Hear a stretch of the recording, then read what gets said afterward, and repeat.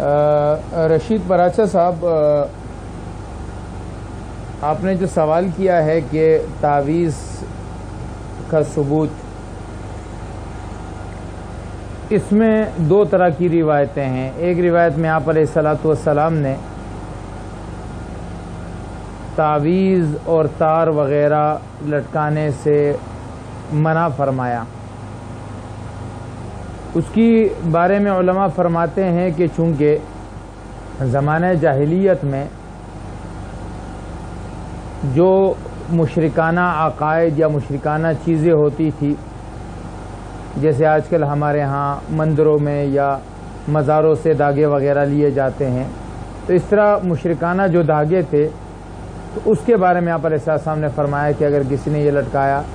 تو اس نے شرک کیا یا اس نے گناہ کیا۔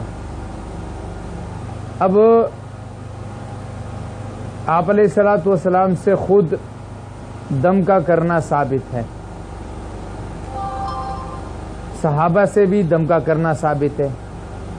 حضرت عبداللہ ابن عمر بن عاص رضی اللہ تعالیٰ عنہ کے بارے میں آتا ہے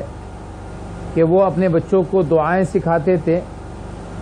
اور جو بچے پڑھ نہیں سکتے تھے ان کو ان کے لیے لکھ کر ان کے گلوں میں لٹکا دیتے تھے۔ تو صحابہ میں ایسے بچوں کے لیے کہ جو پڑھ نہیں سکتے ان کے گلوں میں لٹکانا تو ثابت ہے۔ اس سے علماء فرماتے ہیں کہ جو لڑکا یا جو شخص خود پڑھ سکتا ہو یا اس کو پڑھا دیا جائے یا اس پر دم کیا جائے، اگر کوئی بچہ ہے جو پڑھ نہیں سکتا، اس کے گلے میں اگر اللہ کے نام ہو یا قرآن مجید کی کوئی آیت ہو یا حضور اکرم صلی اللہ علیہ وسلم سے